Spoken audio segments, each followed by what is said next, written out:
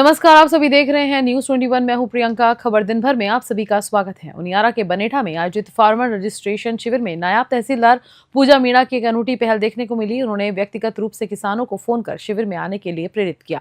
नायब तहसीलदार मीणा ने किसानों को फोन कर योजनाओं की विस्तार से जानकारी दी और समझाया कि कैसे वे इनका लाभ उठा सकते हैं। उन्होंने इस बात पर जोर दिया कि कोई भी किसान सरकारी योजनाओं से वंचित न रहे। उनकी इस पहल से शिविर में अच्छी संख्या में किसान पहुंचे और योजनाओं का लाभ लेने के लिए पंजीकरण करवाया। इस नवाचार की किसानों ने सराहना की और इसे प्रशासन के किसान हितैषी पहल करार दिया। उनियारा से राजेश सैन की रिपोर्ट। धौलपुर जिले के चितौरा गांव स्थित जोरावल बाबा की समाधि स्थल पर वार्षिक मेले का भव्य आयोजन किया गया। इस आयोजन में हजारों श्रद्धालु पहुंचे और धार्मिक अनुष्ठानों में भाग लिया। कार्यक्रम के मुख्य अतिथि पूर्व राज्यपाल एवं उत्तर प्रदेश सरकार के कैबिनेट मंत्री बेबी रानी मौर्य रही, जिन्होंने श्रद्धालुओं को संबोधित करते हुए कहा कि धार्मिक आस्था और संस्कारों से परिपूर्ण ये मेला हमें समाज और संस्कृति से जोड़ने का कार्य करता है। विशिष्ट अतिथि भाजपा के वरिष्ठ नेता जयवीर पोसवाल ने मंच से श्रद्धालुओं को संबोधित करते हुए कहा कि जोरावल बाबा की कृपा से हमारा समाज सशक्त और संगठित बना रहे। ये मेला हमारी ऐतिहासिक और सांस्कृतिक धरोहर का प्रतीक है। हम सबका ये कर्तव्य है कि अपने धर्म और परंपराओं को सहेज कर रखें। बयाना के पूर्व विधायक अमर सिंह जाटव ने कहा कि धार्मिक स्थल केवल आस्था का केंद्र नहीं होते, बल्कि वे सामाजिक समरसता और भाईचारे के प्रतीक भी होते हैं। भामाशाह समाज सेवी पप्पू ठेकेदार ने श्रद्धालुओं को संबोधित करते हुए कहा कि सेवा ही सबसे बड़ा धर्म है। धौलपुर से संजय कसाना की रिपोर्ट। रामनवमी महोत्सव को लेकर आज मेड़ता के रामधाम देवल में उत्तराधिकारी संत राम निवास शास्त्री, राष्ट्रीय स्वयं सेवक संघ जिला संचालक श्याम सुंदर बिड़ला, विश्व हिंदू परिषद जोधपुर प्रांत अध्यक्ष डॉक्टर राम गोयल और विश्व हिंदू परिषद के प्रांत सह मंत्री महेंद्र सिंह राजपुरोहित की उपस्थिति में बैठक का आयोजन हुआ। बैठक को संबोधित करते हुए प्रांत अध्यक्ष ने कहा कि रामनवमी की शोभा यात्रा पूरी तरह से राममय हो, इसको लेकर प्रत्येक व्यक्ति को अपनी भूमिका चाहिए। प्रांत सह मंत्री महेंद्र सिंह राजपुरोहित ने बैठक को संबोधित करते हुए कहा कि रामनवमी की शोभा यात्रा विराट हो, जात और पात के भेद का कोई स्थान समाज में नहीं होना चाहिए। समिति के प्रचार प्रमुख जितेंद्र गहलोत ने कहा कि आगामी 6 अप्रैल को रामनवमी के अवसर पर विशाल शोभा यात्रा का आयोजन होगा, जिसमें विभिन्न प्रकार की झांकियों को शामिल किया जाएगा। जिला संघचालक श्याम सुंदर बिड़ला ने कार्यकारिणी की घोषणा की, जिसमें अध्यक्ष पद हेतु समाजसेवी सुरेंद्र बिड़ला को चुना गया। मेड़ता सिटी से सुशील दिवाकर की रिपोर्ट। भारतीय डाक विभाग की तरफ से सोमवार को प्रधान डाकघर धौलपुर परिसर में फिलेटली यानी कि डाक टिकट संग्रहण पर सेमिनार और प्रतियोगिता का आयोजन किया गया, जिसमें बाड़ा हैदर राजकीय उच्च माध्यमिक विद्यालय, new royal public school, Gopal Pragyapeeth उच्च माध्यमिक स्कूल के बच्चों ने भाग लिया। कार्यक्रम के मुख्य अतिथि अजय गर्ग अंतर्राष्ट्रीय डाक टिकट संघ की अध्यक्षता डाक अधीक्षण रामकरण मीणा एवं कार्यक्रम के आयोजक संदीप कुशवाहा, निरीक्षक डाकघर धौलपुर रहे। निरीक्षक डाकघर संदीप कुशवाहा एवं निरीक्षक परिवाद विष्णु सोनी ने कार्यक्रम की रूपरेखा में फिलेटली प्रदर्शनी के बारे में बताया। अधीक्षक डाकघर धौलपुर रामकरण मीणा ने डाक टिकट संग्रह की अभिरुचि तथा डाकघर की विभिन्न बचत योजनाओं के बारे में विस्तृत जानकारी दी। कार्यक्रम के मुख्य अतिथि अंतर्राष्ट्रीय डाक टिकट संग्रहकर्ता अजय गर्ग ने विद्यार्थियों को डाक टिकट संग्रहण के बारे में सविस्तार से जानकारी दी एवं फिलेटली डिपॉजिट अकाउंट, माई स्टैम्प तथा उनके द्वारा विद्यार्थियों को महात्मा गांधी की फैमिली ट्री, विभिन्न अवसरों एवं गतिविधियों पर जारी डाक टिकट एवं सिक्कों को प्रदर्शित किया। इस दौरान प्रशांत शर्मा द्वारा फिलेटली क्विज प्रतियोगिता भी करवाई गई तथा विजेता विद्यार्थियों को पुरस्कृत किया गया तथा भाग लेने वाले सभी विद्यार्थियों को भी पुरस्कृत किया गया। इसके बाद विद्यार्थियों को डाकघर की सभी शाखाओं का भ्रमण करवाकर वहां के कामकाज के बारे में रोहित गुर्जर मानपुर द्वारा जानकारी प्रदान की गई। मंच संचालन हेमसिंह कुशवाहा एवं महेंद्र शर्मा द्वारा किया गया। इस अवसर पर धौलपुर उपमंडल में विभिन्न श्रेणी में सर्वश्रेष्ठ प्रदर्शन करने वाले शाखा डाकपालों को अधीक्षक महोदय द्वारा पुरस्कृत कर सम्मानित किया गया। धौलपुर से कृष्णकांत की रिपोर्ट। जोधपुर पुलिस ने अनपढ़ मजदूरों के नाम से अनगिनत मोबाइल सिम लेकर के साइबर क्रिमिनल्स को सप्लाई करने वाले गिरोह का पर्दाफाश करते हुए 2 आरोपियों को गिरफ्तार किया है। एयरटेल और वीआई की सिम बेचने वाले रिटेलर मोबाइल शॉप संचालक हैं। दोनों आरोपियों के कब्जे से पुलिस ने 104 SIM card, 31 mobile phone, 2 fingerprint scanner, 1 chequebook, 5 ATM card, 9 हस्ताक्षर किए हुए खाली चेक, आधार, पैन कार्ड और हिसाब की डायरी बरामद की। डीसीपी वेस्ट राजश्री राजवर्मा ने मामले में क्या कुछ जानकारी दी, देखिए जोधपुर से मनोहर सिंह की रिपोर्ट में। बिल्कुल, अभी कुछ दिन पहले हमारे पास सूचना आई कि एक एयरटेल और वोडाफोन की एजेंसी है, वो फर्जी तरीके से सिम एक्टिवेट करके आगे साइबर अपराधियों को बेच रही है। तो इस सूचना को हमने करीब पिछले 6-7 दिनों से डेवलप कर रहे थे। हमारी साइबर सेल की टीम और बासरी थाना क्षेत्र की टीम इसमें लगी हुई थी और पूरा डेवलप करने के बाद ये मामला आया कि ये एक राहुल मोबाइल वाला के नाम से एक ऑथराइज एजेंसी है जो कि एयरटेल और वोडाफोन के सिम कार्ड्स ये बेचता है। इसने करीब 300 समदड़ी क्षेत्र के अंबो का बाड़ा गांव में सोमवार को विश्वविख्यात लाकेटार गैर नृत्य खनरटिया मठ महंत निरंजन भारती महाराज के सानिध्य में मेला भरा गया। अध्यक्षता कर रहे विधायक हमीर सिंह भायल ने कहा कि मेले मेल मिलाप का प्रतीक होते हैं। मेले भारतीय संस्कृति की पहचान है। अगर भारतीय संस्कृति को जीवित रखना है तो हमें मेलों को जीवित रखना होगा। विशिष्ट अतिथि पूर्व सांसद कैलाश चौधरी ने कहा कि मेले आपसी भाईचारा व मेलजोल को बढ़ावा देते हैं। उन्होंने कहा कि भारतीय संस्कृति को बचाने की बात कही। विधायक अरुण चौधरी ने इस मेले को अद्भुत बताया तथा साथ ही कहा कि ऐसे मेले को बढ़ावा देना चाहिए जिससे आपसी मेल मिलाप, भाईचारा व संस्कृति को जीवित रखा जा सके। मेला कमेटी अध्यक्ष कान सिंह कोटड़ी ने कहा कि इस मेले का पूरे भारत देश में विश्व महत्व है। लाखेटा गैर मेले को पूरे विश्व में जाना जाता है। उन्होंने कहा कि मेला 1965 से आज तक हर वर्ष को चैत्र सुदी तीज को भरा जाता है। साथ ही कहा कि यहाँ पर 1 लाख का नाम का राक्षस हुआ करता था जो इस क्षेत्र में किसी को भी बचने नहीं देता था, जिसका वध करने के लिए इस धरती पर श्री श्री 1008 महंत संतोष भारती महाराज ने जन्म लिया। इस लाखेटा की धरती पर अवतार लेकर इस लाखा राक्षस का वध करके लाखेटा गांव को बसाया तथा उन्होंने इस स्थान पर जीवित समाधि ली। बालोतरा से गौतम प्रजापति की रिपोर्ट। राजस्थान में लाउड स्पीकर को लेकर जयपुर के हवा महल विधायक बाल मुकुंदाचार्य के बयान पर कैबिनेट मंत्री जोगाराम पटेल ने प्रतिक्रिया दी है। उन्होंने कहा कि सभी धर्मों को अपनी पूजा पद्धति अपनाने का अधिकार है, लेकिन कानूनों का पालन करना अनिवार्य है। राजस्थान में लाउड स्पीकर के मुद्दे पर सियासी बयानबाजी तेज हो गई है। जयपुर के हवा महल विधायक बाल मुकुंदाचार्य के बयान पर प्रतिक्रिया देते हुए राज्य के कैबिनेट मंत्री जोगाराम पटेल ने कहा कि सभी धर्मों को अपनी पूजा पद्धति का अधिकार है, लेकिन हाईकोर्ट और सुप्रीम कोर्ट के दिशा निर्देशों का पालन करना जरूरी है। उन्होंने कहा कि रात 10 बजे के बाद डीजे और लाउड स्पीकर बजाना नियमों के खिलाफ है और इनका पालन सभी धर्मों को करना चाहिए। साथ ही अगर जरूरत पड़ी तो सरकार सख्त कानून भी ला सकती है, लेकिन पहले भाईचारे और अनुशासन से समाधान निकालने की कोशिश की जाएगी। जोधपुर से मनोहर सिंह की रिपोर्ट। भारतीय जनता पार्टी की जो अधिवक्ताओं की होलिस में मिला था, उसमें बाल मुकुंदाचार्य ने कहा कि दिन में 5 बार लाउड स्पीकर जोर से शोर होता है। माइग्रेन की समस्या है। मैं आपके सामने केस लेके आया हूँ। मेरी इस पीड़ा से मुझे निजात दिलाई हाई कोर्ट में जाके। देखिए, मैं उसका प्रत्यक्ष साक्षी तो नहीं हूं। आपने जैसा समाचार दिया है, मेरा ये मानना है कि सभी लोगों को, सभी धर्मावलंबियों को जो प्रचलित कानून है, राजस्थान का विधिमानी कानून है, उसकी पालना स्वेच्छा से करनी चाहिए। हम किसी को बाध्य करें ये ठीक नहीं है, और कोई मजबूर करता है तो बाध्य भी करना पड़ता है।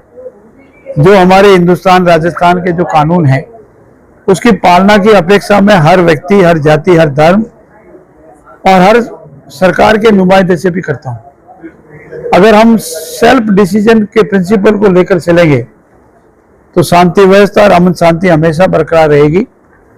मैं सभी धर्मों का आदर, मान और सम्मान भी करता हूं, पर साथ अपेक्षा भी करता हूं कि वो भी दूसरे धर्मों की मान, सम्मान और आदर करें और अपने जो पुराने प्रचलित रीति रिवाज है उनको भले बरकरार रखे, लेकिन वर्तमान प्रचलित कानूनों के अनुसार उसकी सख्ती से पालना करें।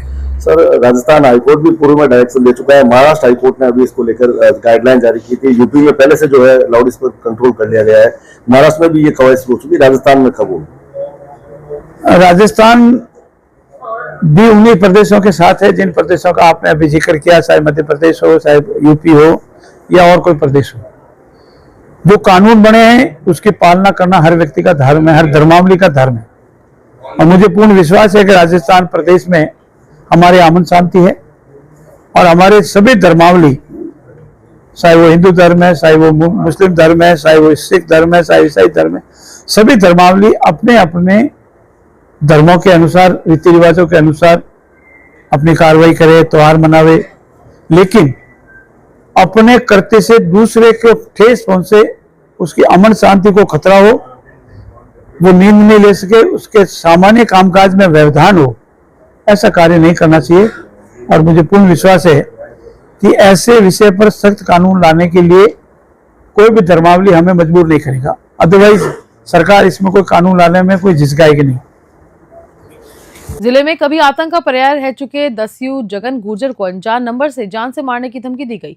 इस घटना के बाद उन्होंने बाड़ी कोतवाली में रिपोर्ट दर्ज करवाई, जिसके बाद पुलिस ने मामले की जांच शुरू कर दी है। पूर्व दस्यु जगन गुर्जर ने बाड़ी कोतवाली में रिपोर्ट दर्ज कराई कि सुबह रेलवे पटरी के पास अपने घर पर सोते समय उनके फोन पर अनजान नंबर से कॉल आई। फोन उठाने पर आरोपी ने गाली गलौज करते हुए जान से मारने की धमकी दी। पुलिस जांच में पता चला है कि धमकी देने वाला कोई और नहीं बल्कि जगन गुर्जर का भांजा रिंकू गुर्जर था, जो गुजरात में मजदूरी करता था। थाना प्रभारी अमित शर्मा के मुताबिक रिंकू नशे में था और दोनों के बीच फोन पर कहासुनी हुई थी। फिलहाल आरोपी को बाड़ी कोतवाली बुलाया गया और आगे की कार्रवाई जारी है। धौलपुर से संजय कसाना की रिपोर्ट। सो रहा था तो समझ जब भी फ़ोन आया तो 3 बार, जब मैंने उठा लिया मुझे मारने की धमकी दी, तो जान से मार रहे हैं हम। रिंकू सन ऑफ शंकर ने, मैं बाड़ी मकान में सो रहा था, मैं बाड़ी कोतवाली में फैया कराई। ये कौन है रिंकू सन ऑफ शंकर? भैंसपुर का है। इससे कोई पुरानी रंजिश कोई? मेरी कोई रंजिश नहीं। आपने कोई दर्ज वगैरह कराई है रिपोर्ट? FIR दर्ज कराई बाड़ी कोतवाली। क्या कार्रवाई हुई है अभी तक? अब पता नहीं उन्होंने कार्रवाई करी कि नहीं करी है। पुलिस वाले फ़ोन लगाए, उनसे भी गाड़ी दी, उनसे भी गाड़ी करो तो कई बार फ़ोन लगाए। कल दिनांक करीब 16 मार्च को 2 या 3 बजे के करीब जगन गुजर ने बाड़ी थाने पे उपस्थित होकर एक एप्लीकेशन अपने खुद के खास भांजे के खिलाफ दी कि उसके खास भांजे ने जगन गुजर को फ़ोन पर जान से मारने की धमकी दी है। इस पर परिवार को हमने जांच में लिया और मेरे थाने के हेड कांस्टेबल ने इसके भांजे से उसके फ़ोन नंबर पर बात की तो उसने बताया कि वो अभी गुजरात में मजदूरी करता है और इन दोनों के मध्य कल या परसों में आपस में बात हुई थी जगन और इसके भांजे के बीच में। तो जगन ने उसको गाली दी थी और इसके भांजे ने जगन को गाली दी थी, ऐसा उसने बताया था फ़ोन पे। और उसने कहा है कि वो जैसे ही फ्री होगा वो जांच में सहयोग करने के लिए थाने पर उपस्थित आएगा। धौलपुर में लको श्री चित्रगुप्त समिति द्वारा कायस्थ समाज का होली मिलन समारोह प्राचीन चित्रगुप्त मंदिर में धूमधाम से मनाया गया। इस दौरान समाज के उत्थान और राष्ट्र निर्माण में कायस्थ समाज की भूमिका पर चर्चा हुई। धौलपुर के प्राचीन चित्रगुप्त मंदिर में कायस्थ समाज का होली मिलन समारोह आयोजित हुआ, जिसकी अध्यक्षता जिलाध्यक्ष विजय श्रीवास्तव ने की। समारोह की शुरुआत भगवान चित्रगुप्त एवं कलम दवात की पूजा के साथ हुई। कायस्थ महासभा के राष्ट्रीय वरिष्ठ उपाध्यक्ष संजीव श्रीवास्तव ने अपने संबोधन में कहा कि राष्ट्र निर्माण में कायस्थ समाज की महत्वपूर्ण भूमिका रही है और ये समाज स्वामी विवेकानंद, सुभाष चंद्र बोस, राजेंद्र प्रसाद और लाल बहादुर शास्त्री जैसी महान विभूतियों की विचारधारा को आगे बढ़ा रहा है। समारोह में शिक्षाविद गोविंद सक्सेना, शिवेंद्र श्रीवास्तव और विजय नारायण श्रीवास्तव ने समाज के विकास व उत्थान पर अपने विचार रखे। जिलाध्यक्ष विजय श्रीवास्तव ने मंदिर के विकास के लिए तन, मन और धन से सहयोग करने का आह्वान किया। धौलपुर से संजय कसाना की रिपोर्ट। बांदीकुई के राजकीय उपजिला अस्पताल में किडनी रोगियों के लिए बड़ी राहत मिली। विधायक भागचंद टंकड़ा ने आज डायलिसिस मशीन का उद्घाटन किया, जिससे मरीजों को अब इलाज के लिए दूर नहीं जाना पड़ेगा। राजकीय उपजिला अस्पताल बांदीकुई में आज डायलिसिस सुविधा शुरू हो गई है। स्थानीय विधायक भागचंद टंकड़ा ने इसका उद्घाटन किया और इसे क्षेत्र के मरीजों के लिए बड़ी सौगात बताया। अस्पताल प्रशासन ने मरीजों की सुविधा के लिए अलग से डायलिसिस वार्ड बनाया, जिसमें किडनी से पीड़ित लोगों को बेहतर इलाज मिल सकेगा। डॉक्टर सुनील सोनी ने जानकारी दी कि सुविधा से मरीजों को जयपुर जाने की जरूरत नहीं पड़ेगी। विधायक भागचंद टंकड़ा ने कहा कि वे क्षेत्र में चिकित्सा सेवा को बेहतर बनाने के लिए सरकार से लगातार प्रयास कर रहे हैं। बांदीकुई से विशंभर जांगीड़ की रिपोर्ट। जिले में अवैध खनन की रोकथाम के लिए टास्क फोर्स की बैठक जिला कलेक्टर उत्सव कौशल की अध्यक्षता में संपन्न हुई। बैठक में अधिकारियों को सख्त निर्देश दिए गए कि वे अवैध खनन गतिविधियों पर प्रभावी कार्रवाई सुनिश्चित करें। राज्य सरकार के निर्देशानुसार डीग जिले में अवैध खनन, भंडारण और परिवहन पर रोकथाम के लिए जिला प्रशासन ने टास्क फोर्स की बैठक आयोजित की। बैठक की अध्यक्षता करते हुए जिला कलेक्टर उत्सव कौशल ने वन, पुलिस, खनिज और परिवहन विभाग को समन्वय बनाकर कार्य करने के निर्देश दिए। खनन विभाग की रिपोर्ट के अनुसार जिले में कुल 413 खनन पट्टे हैं। वर्ष 2023-24 में 193 अवैध खनन मामलों में 208.70 लाख रुपए की वसूली हुई और 14 FIR दर्ज की गई, जबकि 2024-25 में 129 मामलों में 175.35 लाख रुपए की वसूली के साथ 15 FIR दर्ज की गई। हाल ही में नांगल और छपरा क्षेत्र में की गई कार्रवाई में कई पोकलेन मशीनें जब्त कर सरकार के अधीन की गई और अवैध खननकर्ताओं के खिलाफ FIR दर्ज कराई गई। प्रशासन का कहना है कि जिले में अवैध खनन पर पूरी तरह अंकुश लगाने के लिए लगातार कार्रवाई जारी रहेगी। डीग से पंकज शर्मा की रिपोर्ट। सिकंदरा में शव दफनाने को लेकर नाथ समाज और खटीक समाज के विवाद हो गया। नाथ समाज के लोग शव को लेकर करीब 1 घंटे तक बैठे रहे, जिसके बाद पुलिस और प्रशासन ने हस्तक्षेप कर समाधान निकाला। सिकंदरा में नाथ समाज और खटीक समाज के बीच शमशान भूमि को लेकर विवाद खड़ा हो गया। मृतक रामदयाल योगी के परिजनों का कहना था कि ग्राम पंचायत ने उन्हें 1 बीघा शमशान भूमि आवंटित की थी, जबकि खटीक समाज के लोगों ने इस जमीन को अपनी संपत्ति बताया। सूचना मिलने पर सिकंदरा पुलिस मौके पर पहुंची और स्थिति को संभालने का प्रयास किया। सरपंच रामावतार सैनी और पटवारी जीवन राय मीना ने हस्तक्षेप कर मृतक के अंतिम संस्कार के लिए वैकल्पिक स्थान चिन्हित किया। प्रशासन ने आश्वासन दिया कि विवादित भूमि की जल्द ही पैमाइश कराई जाएगी। इसके बाद मृतक के परिजन अंतिम संस्कार के लिए राजी हुए और क्रियाक्रम संपन्न हुआ। सिकराय से अनुप पाटोतिया की रिपोर्ट। सर ये है कि पहले हमारी जो मरकट थी, ये जो आपको दिखाई दे रहा है इसके जस्ट पास वाले जो कॉर्नर थी, आपसे पहले जो बुजुर्ग लोग थे इधर ही दफना के आए हुए थे। लेकिन कुछ भू माफियाओं ने उस पर कब्जा कर लिया। फिर हमारे पिताजी श्री गंगाराम योगी जी खत्म हुए तो विवाद हुआ, तो विवाद में फिर पूरा प्रशासन आया तो पूरा प्रशासन ने उस समय 1 बीघा जमीन अलॉट की। उन्होंने बताया कि भाई आपकी ये जमीन है, उस समय जो है आप जो भी है आप। उनियारा उपखंड के बनेठा में आयोजित फार्मर रजिस्ट्रेशन शिविर में नायब तहसीलदार पूजा मीणा की अनोखी पहल रंग लाई। उन्होंने खुद किसानों को फोन कर शिविर में बुलाया और रजिस्ट्रेशन के फायदे समझाए, जिससे 83 किसानों को अपना पंजीकरण कराने का मौका मिला। शिविर में पहले कम किसान आ रहे थे, जिसके बाद उन्होंने खुद एक एक कर किसान को फोन कर शिविर में बुलाया और फार्मर रजिस्ट्रेशन आईडी के फायदे बताए। इस पहल का असर ये हुआ कि शाम 6 बजे तक 83 किसानों ने अपना रजिस्ट्रेशन करवाया। पूजा मीणा ने बताया कि बिना फार्मर आईडी के किसानों को पीएम किसान सम्मान निधि योजना का लाभ नहीं मिल पाएगा। रजिस्ट्रेशन के लिए किसानों को जमाबंदी की अद्यतन प्रति, आधार कार्ड और आधार से लिंक मोबाइल नंबर लाना होगा। ओटीपी सत्यापन के बाद किसानों को 11 अंकों की विशिष्ट फार्मर आईडी दी जाएगी। उनियारा से राजेश सैन की रिपोर्ट। टीबी में अटल जन सेवा शिविर का आयोजन किया गया, जिसमें आमजन की परिवेदनाओं का त्वरित निस्तारण किया गया। जिला कलेक्टर कानाराम ने अधिकारियों को आवश्यक निर्देश दिए और एसडीएम कार्यालय का निरीक्षण भी किया। राज्य सरकार के निर्देशानुसार जिले के सभी उपखंडों में अटल जल सेवा शिविरों का आयोजन किया गया। टिब्बी ब्लॉक में ये शिविर पंचायत समिति परिसर के वीसी कक्ष में जिला कलेक्टर कानाराम की अध्यक्षता में आयोजित हुआ। शिविर में प्राप्त परिवादों को तुरंत संबंधित विभागों को भेजा गया ताकि त्वरित समाधान हो सके। इस दौरान कलेक्टर ने पीएचईडी अधिकारियों को आगामी नहरबंदी को देखते हुए जल भंडारण की उचित व्यवस्था करने के निर्देश दिए। नगर पालिका को क्षेत्र में स्वच्छता बनाए रखने के लिए आवश्यक कदम उठाने को कहा गया। वहीं चिकित्सा विभाग को निक्षय मित्रों की संख्या बढ़ाने और टीबी मरीजों की पहचान व उपचार सुनिश्चित करने की हिदायत दी। हनुमानगढ़ से विनोद चौधरी की रिपोर्ट। मिलावटखोरों पर लगाम कसने के लिए शुद्ध आहार मिलावट पर वार अभियान के तहत पाली खाद्य सुरक्षा विभाग ने बड़ी कार्रवाई की। टीम ने जीके प्रोटीन्स फैक्ट्री में छापेमारी कर 11,565 लीटर संदिग्ध तेल सीज किया। होली से एक दिन पहले मिली गुप्त सूचना के आधार पर पाली जिले में खाद्य सुरक्षा विभाग ने मिलावट की आशंका में जीके प्रोटीन्स फैक्ट्री पर छापा मारा। सोमवार सुबह सीएमएचओ डॉक्टर विकास मरवाल और खाद्य सुरक्षा अधिकारी सुरेश चंद्र शर्मा के नेतृत्व में टीम फैक्ट्री पहुंची, जहां विभिन्न ब्रांड के खाद्य तेलों में मिलावट का संदेह जताया गया। जांच के दौरान कई पुराने टीन व जंग लगे कंटेनरों में पैक तेल पाया गया, जिसे देखते ही हुए 11,565 लीटर तेल सीज किया गया। टीम ने मौके से खाद्य तेल के सैंपल लेकर जन स्वास्थ्य प्रयोगशाला में जांच के लिए भेज दिया है। जांच रिपोर्ट आने के बाद भारतीय खाद्य मानक अधिनियम 2006 व विनियम 2011 के तहत कानूनी कार्रवाई की जाएगी। पाली से ललित तिवारी की रिपोर्ट। जी सर, बताएं, आज पाली जिले के अंदर बड़ी कार्रवाई को अंजाम दिया गया, क्या कार्रवाई थी और क्या आगे की कार्रवाई रहेगी?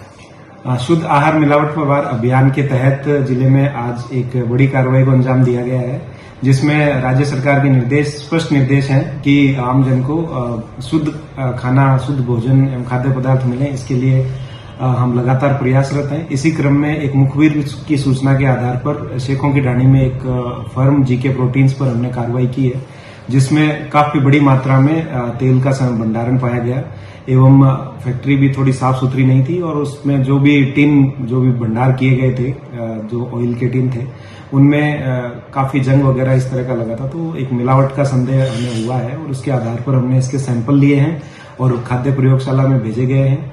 जो भी इसका परिणाम प्राप्त होगा उसके आधार पर आगे की कार्रवाई की जाएगी। साथ में हमने जो सैंपल लिए हैं उसमें 11,565 लीटर तेल को हमने सीज भी किया है। तो जैसे ही रिपोर्ट प्राप्त होगी उसके अनुसार नियमानुसार कार्रवाई संपादित की। मिलावटखोरों के खिलाफ आपका आगामी क्या अभियान रहेगा, जिसके तहत सरकार का अभियान सफल हो सके? बिल्कुल, राज्य सरकार के जो निर्देश हैं और जो मंशा है उसके अनुरूप हम लोग कार्रवाई कर रहे हैं। हमें जैसे ही कोई सूचना मिलती है हम त्वरित रूप से उस पर कार्रवाई करते हैं। हमारे पास काफी शिकायतें अभी पेंडिंग हैं, उन शिकायतों पे अब हम बहुत त्वरित गति से कार्रवाई करेंगे और जहां पे भी मिलावटखोर हमें पाए जाएंगे हम उनके खिलाफ सख्त से सख्त कार्रवाई करेंगे। Thank you. सांवरिया सेठ गौ सेवा समिति न सिर्फ बेसहारा गायों और पक्षियों की सेवा कर रही है बल्कि जरूरतमंद लोगों की भी मदद कर रही है। समिति के अध्यक्ष दीनदयाल रंकावत के नेतृत्व में यह सेवा अभियान लगातार जारी है। सांवरिया सेठ गौ सेवा समिति पिछले 5 महीनों से बेसहारा गायों, सांडों और पक्षियों के लिए दाने पानी की व्यवस्था कर रही है। समिति के सदस्य घायल पशु पक्षियों का इलाज भी कराते हैं। अब तक 50 से अधिक पक्षियों का उपचार किया जा चुका है। समिति न केवल पशु पक्षियों की सेवा कर रही है बल्कि जरूरतमंद और बेसहारा लोगों की मदद भी कर रही है। उन्हें भोजन और अन्य आवश्यक वस्तुएं उपलब्ध कराई जा रही है। इस समिति में 10 साल तक के बच्चों से लेकर 60 साल तक के बुजुर्ग शामिल हैं जो पूरी निष्ठा के साथ समाज सेवा में जुटे हुए हैं। समिति का उद्देश्य बेसहारा प्राणियों की सेवा करना और समाज में मदद का संदेश फैलाना है। नागौर से मोहित रंकावत की रिपोर्ट। फिलहाल बुलेटिन में इतना ही। नमस्कार।